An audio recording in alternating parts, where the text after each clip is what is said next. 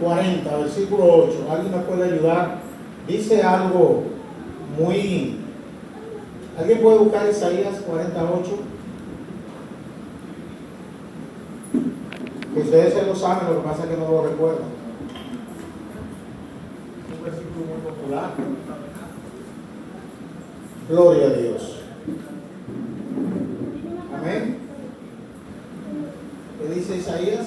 Sé que se la lleva, así será, mas la palabra de Dios nuestro permanece para siempre. Oigan qué declaración. Que se seque la hierba. La palabra de Dios Permanece para siempre. El escritor de la carta a los Hebreos dice que la palabra de Dios es viva y eficaz y más cortante que que toda espada de dos doble filos, filo. y penetra hasta lo profundo, los huesos, los tuétanos, y discierne los pensamientos y las intenciones del corazón. Hebreos 4:12. La historia de la Biblia como libro es impresionante. Un famoso filósofo que le apodaban Voltaire. Ustedes lo han visto en los libros de filosofía, ¿verdad? Se escribe Voltaire, era francés. Y él dijo, en su guerra contra la palabra de Dios, en una ocasión, que después de 50 años de él, la Biblia iba a ser solo una pieza del museo. Ese libro nadie lo va a leer, nadie lo va a procurar. Representa el atraso y por ahí él se fue, una figura enciclopédica. Pues miren, él había dicho que 100 años, 50 años después de él morir, la casa de él era un depósito de la sociedad bíblica. Porque la gente se pone a pelear con Dios, y es una tontería. Es un pleito que usted nunca gana. Y Dios lo deja y después toma lo que ellos dijeron y lo pone como Dios dice que va. Amén. Gloria a Dios. Esta Biblia que nosotros tenemos se deriva, ustedes saben que en el año 1450 Johannes Gutenberg, un alemán, puso en ejecución la primera imprenta. Y él imprimió algunos libros, pero de carácter religioso. Pues ahí él imprimió la primera Biblia. Y esa primera Biblia que él imprimió es de la que se produjo la primera en el idioma español. Se llama versión del oso. La versión del oso, la tengo ahí en mi casa, pero se me olvidó traerla. La versión del oso es la primera Biblia traducida al español. Ustedes la pueden pasar a ver por mi casa. Tiene el español como lo hablaba Colón y esa gente. Interesante, muy interesante, pero es la primera impresa. Ahora, esta Biblia que nosotros tenemos tiene 66 libros. Hay otra versión que tiene 6 más, porque le añaden los llamados libros deuterocanónicos. Pero esta que nosotros tenemos es la versión depurada y aprobada por el pueblo de Israel. Esta es la colección de los libros escritos con carácter sagrado, aprobado por Israel. ¿Por qué nos guiamos por la aprobada por los judíos? Bueno, la palabra de Dios no llegó a través de ellos. Jesús mismo era un judío. Entonces, ellos están más cerca, por ejemplo, de entender un texto hebreo que cualquiera otro, porque ese es su idioma natural. El Antiguo Testamento fue escrito en hebreo y alguna parte del libro de Daniel en arameo y una partecita de Esther. Y el Nuevo Testamento fue escrito en griego, en el griego antiguo. Quiere decir que el antiguo tiene 39 y el nuevo tiene 27, hace 66. Ahora, este libro tiene en su interior una organización. Se ha dividido el contenido por el carácter de los libros. No es una cosa en la que se está diciendo cuál es más importante que otro. Los primeros 5 libros son llamados Pentateuco y también se les llama los libros de la ley. Va de Génesis a Deuteronomio. Y cada libro de eso tiene un significado en función del tema acerca del cual trata. Génesis trata, ¿de qué trata Génesis? Del principio. Entonces, como el nombre lo indica, Génesis significa principio. Luego está Éxodo. ¿Qué significa Éxodo? Salida. Salida. Narra cuál salida. La del pueblo de Israel. Israel, cuando fue liberado de la esclavitud en Egipto. Luego está el libro de Levítico. El pacto. ¿Qué es el libro de Levítico? El pacto. Exacto, la descripción de todas las normativas para el pueblo de Israel. Ustedes ven que por ahí hay algunos hermanos que se llaman levitas. Yo creo que le comenté que un hermano muy querido por mí me dijo que él es un levita. Yo le digo, varón, ¿cómo va a ser que usted es un levita? Sí, yo soy levita. Yo, varón, ¿por usted es la tribu levita? Porque levita no es un título, es un gentilicio. ¿Cómo levita? Entonces tú eres de la familia sacerdotal, tú eres... Ya sé aquí. No. Bueno, es de la tribu de el levita. Entonces, Números. ¿De qué trata ese cuarto libro? Números, que trata sobre, con detalle, el censo de la población de Israel y junto con el peregrinaje hacia la tierra prometida. Números. Por eso se llama Números, porque es un libro de cifras, de cantidades. Y el quinto, Deuteronomio. ¿De qué trata? La palabra textual dice segunda ley. Lo que quiere decir que el Deuteronomio es una recapitulación de los detalles que hay en Levítico. Y añade algunos elementos que fue cuando ya casi iban a entrar a la tierra prometida, Moisés se detiene de ellos y narra. Usted va a ver que en Deuteronomio hay algunos de los eventos que ya están en los otros libros. Alguna gente dice que esa última parte la recopiló otro, no Moisés, porque ahí habla de la muerte de Moisés y él no iba a describir su muerte, ¿verdad? Pero lo cierto es que el libro, esos 5 libros contienen las reglas fundamentales para la vida de Israel, los libros de la ley. Son los primeros 5 libros. Ahora, luego, desde Josué hasta Esther, son libros de historia. Históricos, 12 libros. Libros de historia que se pueden subdividir en función del énfasis que hace cada libro. Josué, por ejemplo, narra la entrada a la tierra de Canaán y la distribución. Ustedes recuerdan que según la Biblia, Josué fue uno de los únicos 2 de los que salieron de Egipto que entró a Canaán. Junto con Caleb. Ni siquiera Moisés pudo entrar. Moisés agarró un pique por un mal comportamiento del pueblo y él perdió la entrada a la tierra. Hay que tener cuidado con los piques. Por eso la Biblia dice, airaos, pero no pequéis. Bueno, hermano. Hay que tener cuidado. Él se airó y en vez de hablar a la piedra le dio. Se tienen cansados, tanto que se quejan, tanto que molestan. Y entonces Dios le dijo, no va a entrar. Me deshonraste delante de ellos. A Moisés se le tenía como el hombre más manso de la tierra. Ahí, en ese momento de pérdida de mansedumbre, perdió la entrada al reino prometida. ¿Recuerdan el mensaje de anoche? Amén. Los que no estaban aquí se lo perdieron.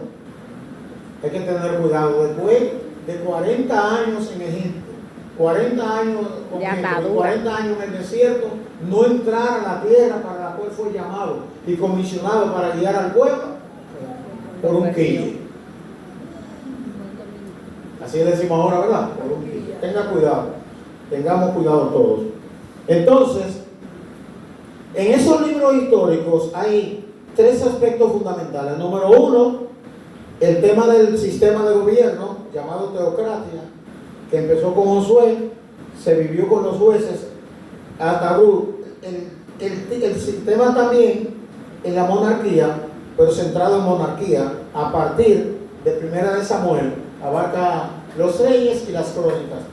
¿Ustedes recuerdan cuál fue el primer rey de Israel? Saúl fue el primer rey de Israel. Era de la tribu de Benjamín. A veces tenemos la tendencia a pensar que fue David por el éxito, pero no. No, fue Saúl. Y luego están los libros históricos que tratan sobre la posterioridad del exilio, como son Esdras, Nehemías y Esther. Esos libros son históricos, pero si usted observa, ellos comienzan a hablar de la vida de Israel después de la deportación a Babilonia, que duraron 70 años viviendo en Babilonia como nación. Bueno, están luego Job hasta Cantar de los Cantares, que son los libros poéticos, son llamados poéticos. En otra versión de la Biblia, estos libros están agrupados en una categoría que se llaman sapienciales, porque ahí incluyen algunos libros de los deuterocanónicos. Job, que habla de los problemas y sufrimientos. Los Salmos, que es un libro de alabanza y adoración. Eclesiastés, que hace una referencia sobre la contrariedad de la vida y la importancia de ella. Los Proverbios, que se centra en la sabiduría, buenos consejos. Y el Cantar de los Cantares, que es un poema de amor. Dicen que es una metáfora del amor de Cristo y la iglesia. Eso es mutuo. Eso es mutuo. El amor de Cristo y la iglesia, todo el mundo se derrite así porque están hablando del amor de Cristo. Léanse bien para que ustedes vean cuando Salomón habla de su morena, a ver si es el espíritu de la iglesia. Ustedes han leído cómo él dice. Él describe hasta la caricia vagino bucal. La describe Salomón. ¿Ustedes no la han leído? Sí. No me hagan hablar que hay muchos niños, pero Salomón la describe. Sí, la describe y dice, subiré a la palma, asiré de su racimo. Y describe cómo la va besando por la pierna. Solo que cuando llega al muslo, salta al ombligo. Ya ustedes, él lo deja a la imaginación. El Cantar de los Cantares es un poema de amor.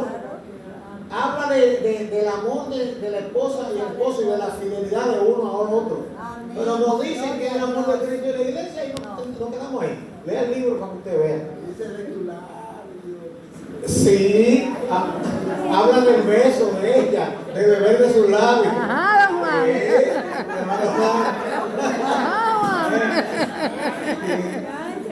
Es un poema de amor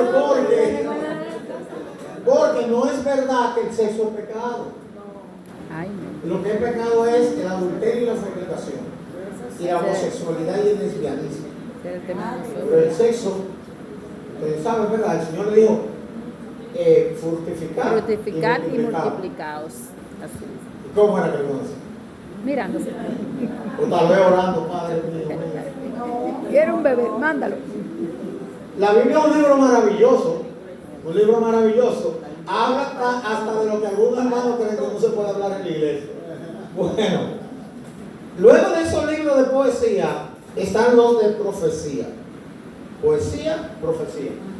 Estos de profecía son como 17 y están divididos en mayores y menores. Comienza con Isaías y termina con Malaquías.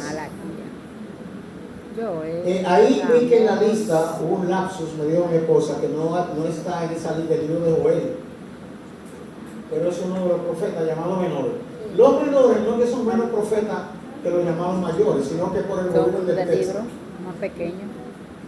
Ese es el Antiguo Testamento, en la versión de la Biblia que nosotros usamos. En esta misma versión, en el Nuevo Testamento, que hay 27 libros, hay 4 libros llamados evangelios.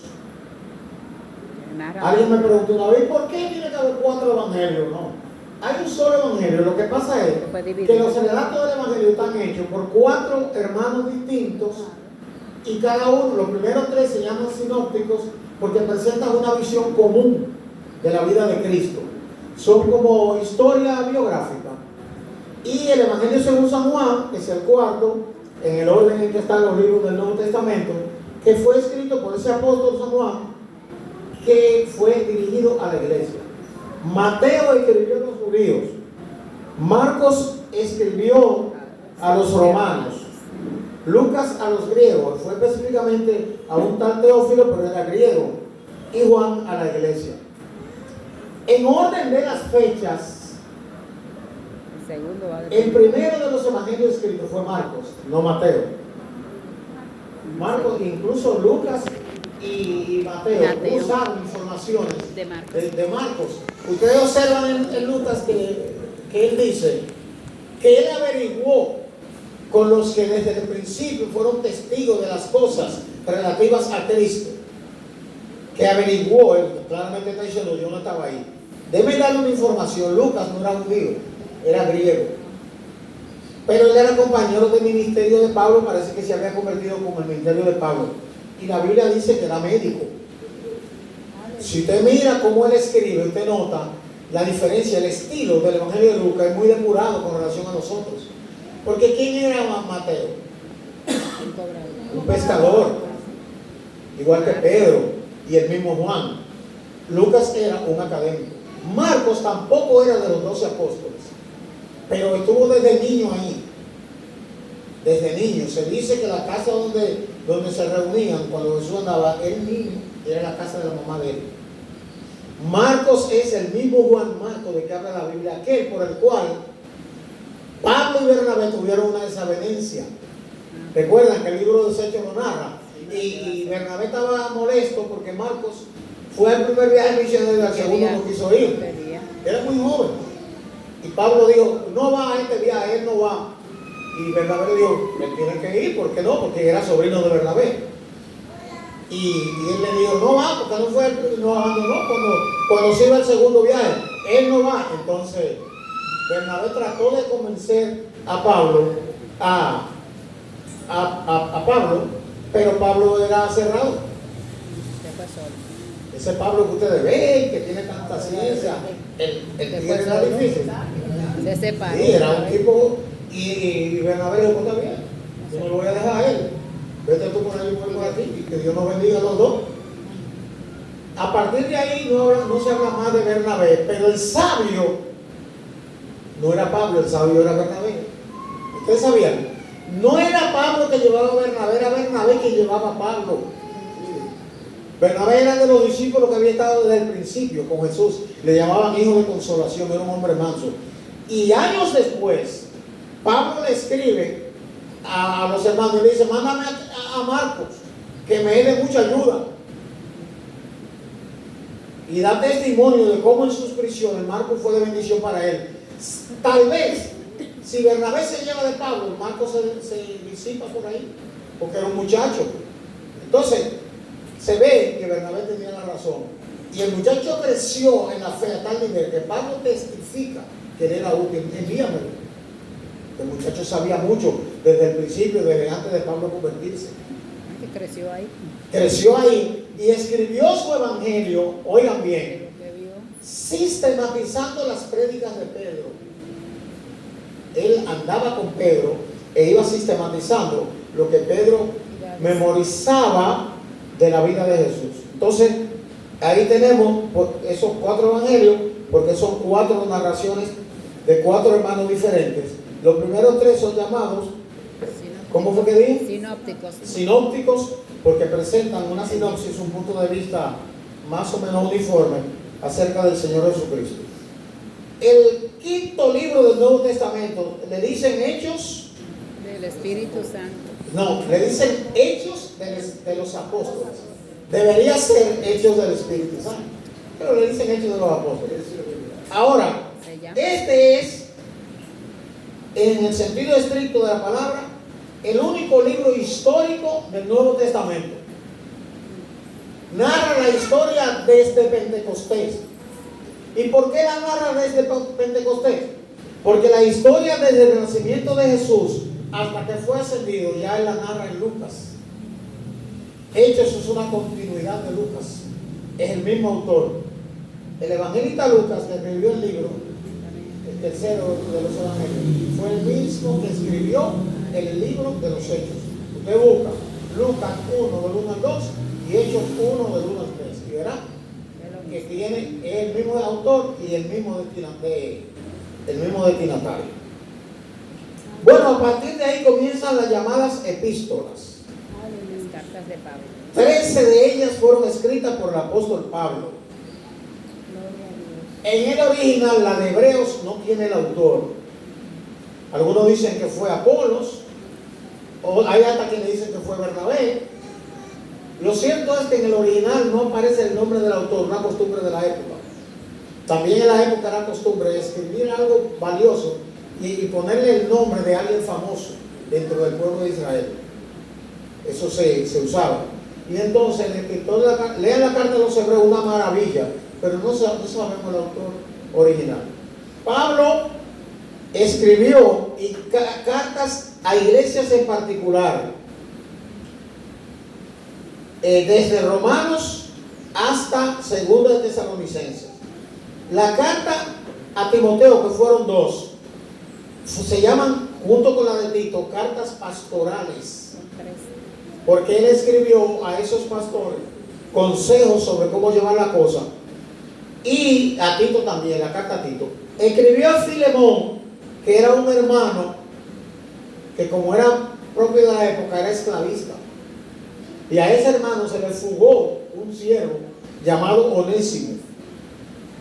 Y por allá, Pablo predicando, halló a Onésimo en la cárcel y Onésimo se convirtió. Al conversar, Pablo se da cuenta que este muchacho pertenece, porque en ese tiempo se usaba que una gente era propiedad del otro si el otro lo compraba. Como usted tiene un perrito, o tener un chivo, un cerdo. La esclavitud era así. Y entonces, Pablo sabía que si cuando este esclavo regresara donde el amo, le podía pasar cualquier cosa. El amo tenía derecho hasta cortarle los dedos, o cortarle un pie porque no se vuelva a ir, o matarlo. Entonces Pablo le escribe una carta y se la envía.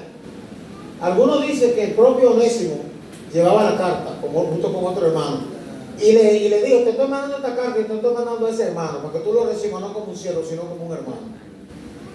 Y le da una cátedra del perdón y una cátedra del bien, y le dice: si él te agravió en algo, es decir, si él a la hora de irse te robó algo para poder seguir, póngalo a mi cuenta, con no decirte que tú me debes hasta la vida, usted me debe más a mí. Lo que él te adeuda, te lo adeudo yo. Así que recíbelo como un hermano. Miren qué cosa.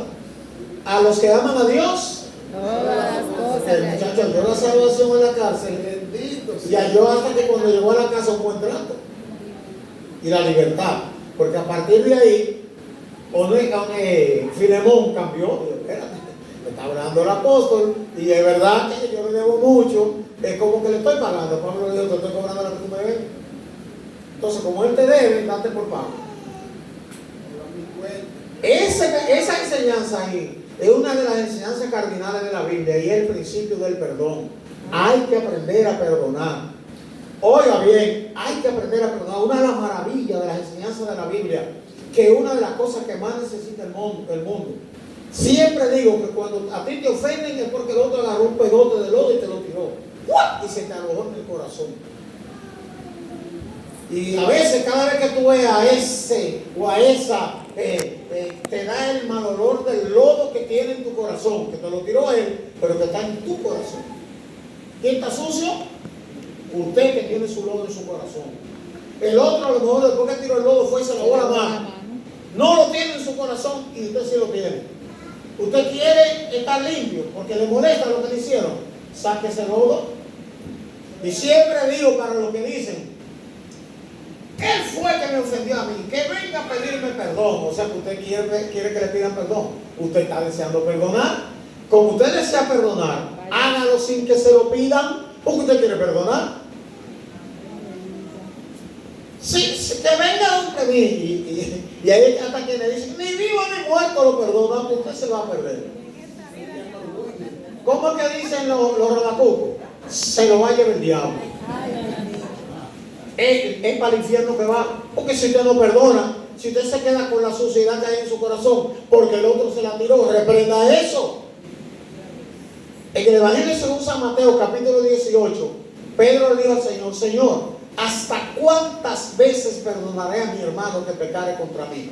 Hasta 7. 70. Porque para ellos el 7 era una cosa máxima. Jesús le dijo, no te digo hasta 7, sino aún hasta 70 veces 7. O sea, siempre. Ahora le voy a decir una cosa. La exigencia bíblica de que perdonemos no es una licencia para que ofendamos.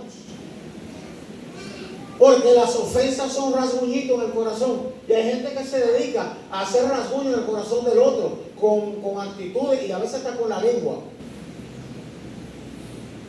Lengua de espada, dice el salmista que hay hombres cuyos golpes cuyas palabras son como golpes de espada. Hay gente que tiene lengua de Mauser, dicen el Mauser, un fusil viejo que usaban los alemanes, que era de largo alcance. Ahora hay que decirle de AK-47 o de M16. Lengua mortífera, No reprenda. que no se controlan. A veces no son mentirosos, pero son habladores. Todos hablan. Y de todo el mundo hablan. Y eso usted no sabe que son arañazos en el corazón de la otra persona. Y no fue usted arañó, usted no está arañado, pero usted no sabe. Siempre digo, ¿cómo es el proceso de cicatrización de la persona a quien usted hirió? Los diabéticos cicatrizamos lentamente. Y si una gente es diabético espiritual, Exacto. usted se imagina la lentitud para sanar de la herida. Entonces, de la misma manera que hay el deber de perdonar, hay el deber de no ofender. Cuando a usted le llega a la boca, le llega a la mente una palabra agresiva, trague. Si está seca la garganta, haga un esfuercito, reúna saliva, trague. Y cierre su boca y cuente. Yo he Alabe. aprendido de la mujer mía que ella cuenta. Cuando yo molesto mucho, a veces yo doy mucha cuerda.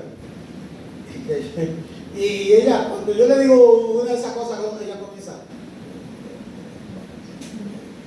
Y yo me mujerito, ella va contando, yo no, ya, perdona, te voy a ayudar a contar. Y ahí, para disipar el impulso que le llega de decir una cosa que va a maltratar a su hermano o a su hermana, o a su hijo, o a su hija, o a su esposo, o a su esposa. Controlémonos. Santiago habla de la lengua, ¿verdad? Lo peligrosa que es aunque es chiquito. Enciende Juan Bosco. Enciende un gran bosque. Entonces, tengamos cuidado porque hay veces que las palabras son más fuertes que los golpes.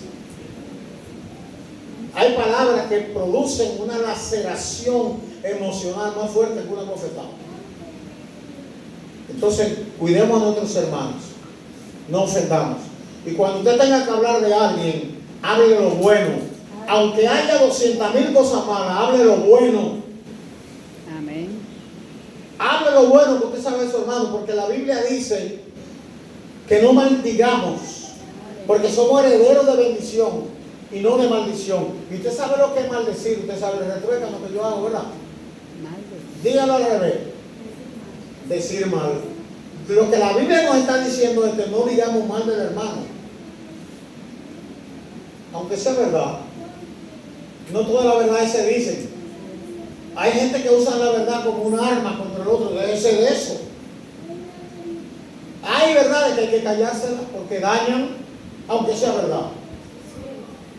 Entonces, hay gente también que perdona, pero no olvida. Yo lo perdono, pero no lo olvido y guiñame un ojo así como quien dice, tengo un chingo al lado. No, así no. Perdone de verdad. Y el que perdona aprende a no estar sacaliñando después que usted perdonó. Usted sabe lo que es sacaliñar, ¿verdad? Claro. Volviendo sobre lo mismo. Y así fue una vez. Lo hacen mucho las parejas. Así fue una vez. Y comienzan a mencionar cosas del pasado que no tienen que ver con el presente. Suelte ese paquetico, deje esa carga. Recuerde que el camino es estrecho y la puerta angosta. Con paquete no se entra. Nada más cabe usted.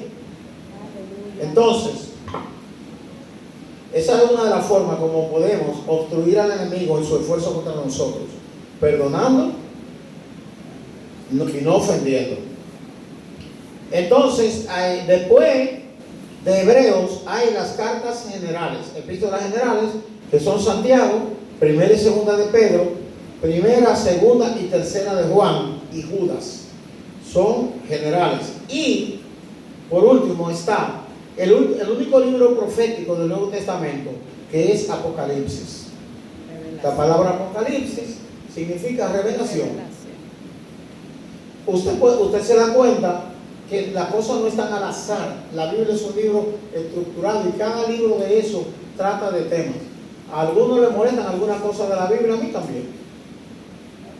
A mí también me molestan algunas cosas de la Biblia. Por ejemplo, ayer yo estaba leyendo y vi cómo Dios le dijo a ellos, cuando llegaron a Amalek, que los soldados dejaron a las mujeres y los niños. Y cuando llegó el líder, le dijo: ¿por qué ustedes dejan a las mujeres y los niños? Ustedes saben por qué la dejaron, ¿verdad? ¿Ustedes recuerdan cuál era el problema con Amalek? ¿Recuerdan a Balaam? Balaam aconsejó a Balaam sobre qué hacer para hacer que los israelitas desobedecieran a Dios y perdieran el respaldo de Dios. Diciéndole qué pecado, oiga bien, porque el diablo se la sabe, qué tipo de pecado deberían cometer para que Dios se molestara con ellos y ellos no tuvieran esa protección que Dios le daba. Balaam era un profeta. Ese era un profeta malo. Malvado. Como él no lo pudo maldecir porque él vendía su profecía, él hacía la cosa por dinero, le dijo: yo no lo puedo maldecir porque Dios lo bendijo. Ustedes saben, ¿verdad?, que los benditos de Dios no son maldecibles. No importa la condición que usted se encuentre, a usted no le cae maldición. Olvídese de que del resguardo, de la azabache, de que olvídese de eso. Si el que tenga eso aquí, bótelo, que eso le abre puerta al diablo. Esos resguardos y esas cosas le abre puerta a los principados y a los demonios en su casa. Bote eso, que usted no lo necesita. Ya usted es templo del Espíritu Santo. Amén. Y no hay mayor protección que esa. Pues Balaam le dijo a Balaam lo que tenía que hacer. ¿Qué hizo Balaam? Le dijo: mira, las mujeres tuyas son bonitas. Pásense con otro. Atavíalas como él. Y que ella le coqueteen a los muchachos hebreos. Y no te desanimen, que lo hagan. Dile a tu muchacha que lo hagan, que lo inviten a las fiestas de ustedes, que insistan, que ellos caen. Y cuando ellos entren ahí, perdieron el apoyo de Dios. Oiga lo que es que la Biblia está enseñando. Así pasó. Cuando ellos comenzaron a juntarse con esas mujeres de ese pueblo pagano, que Dios le había dicho que no se casaran con mujeres impías, ni las muchachas con esos hombres impíos, cuando ellos entraron ahí, después todo lo demás cayó por gravedad. Ir a la fiesta de un ídolo, sentarse ante el altar de un ídolo, participar con ella, sobre todo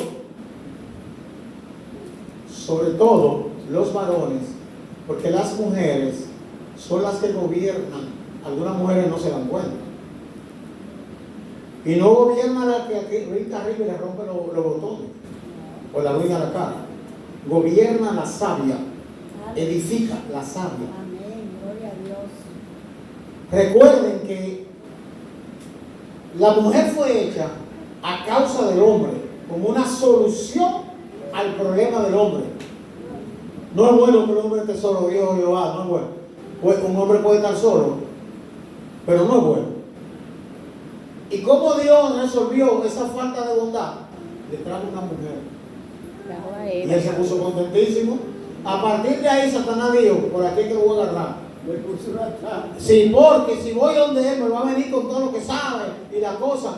Pero si logro hacer que ella primero me preste oído al embuste que yo no voy a hablar, porque el diablo es un embustero, o a la verdad que voy a retorcer, si logro que ella caiga, cae él, porque él ve por los ojos de ella. Y así fue. La mujer hermana destruye su casa. casa, la mujer sabia la edifica. Amén. Aleluya. Así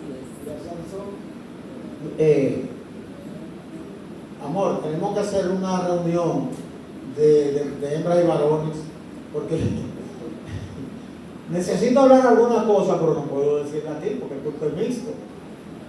Pero necesito hablar.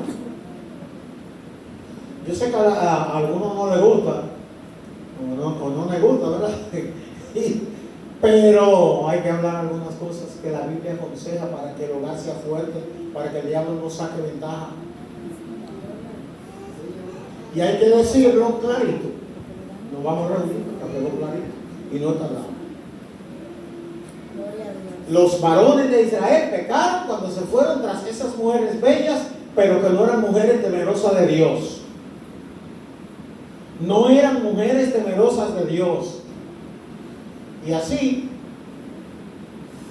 Balaam consiguió lo que quería por consejo de Balaam. Cuando desobedecemos la palabra de Dios, nos ponemos en riesgo de que el enemigo, aprovechándose de ahí, nos dañe. Así es. Le voy a dejar con una palabra clave.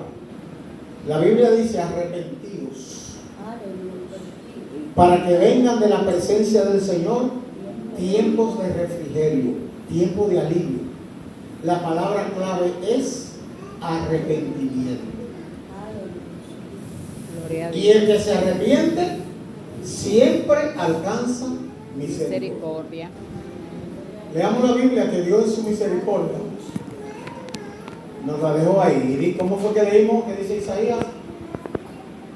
¿Qué va a pasar? Puede pasar, secarse la hierba, La hierba, caerse la flor, pero la palabra de Dios permanece para siempre. Para siempre. Isaías Amén. 48. La palabra de Dios Permanece. permanece. Jesucristo también lo dijo: el cielo y la tierra pasarán, pero mi palabra no pasará. Pablo dijo: toda la escritura es inspirada por Dios. Y Pedro dijo que los escritos de Pablo eran profundos conforme a la sabiduría que se le había dado, lo cual algunos torcían para su propia perdición, como también las otras escrituras. Quiere decir que para Pedro los escritos de Pablo estaban al nivel de las otras escrituras. Escritura es el nombre que la Biblia da de sí misma. La palabra Biblia no está en la Biblia. Es un término, es un adjetivo posterior. ¿Cómo que está? ¿Qué dice? Sagradas Escrituras y palabra de Dios. Dios la bendiga. Amén.